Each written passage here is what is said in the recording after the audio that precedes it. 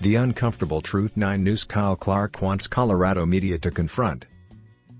9 News anchor Kyle Clark is admitting an uncomfortable truth, and challenging local news outlets to find a solution.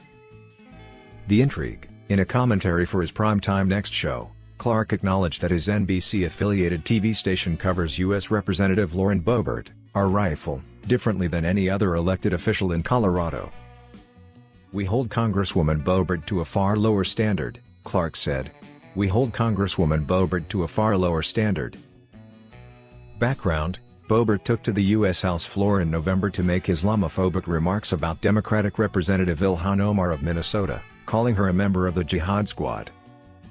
Why it matters: the double standard that allows Boebert to avoid scrutiny is unfair to other elected officials who display human decency, Clark said.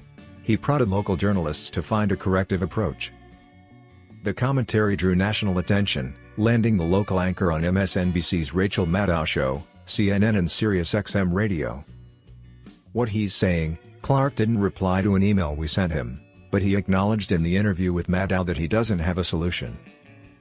"Even if we are not sure what the answer is, we need to acknowledge the double standard so we can do something about it," Clark noted. The other side: Boebert's congressional office didn't respond to Axios' requests for comment, either. The reaction from local media has also been limited, at least publicly. Clark told CNN that he heard a lot of private agreement from fellow journalists. Bernie Lang, assistant news director at KKCO and KJCT in Grand Junction, told a local media newsletter that he thinks coverage of Boebert's comments is counterintuitive to the greater good, but his station has not discussed it in the newsroom. Our thought bubble: the question of fairness is one we take seriously at Axios Denver as part of our clinical coverage of politicians in both parties.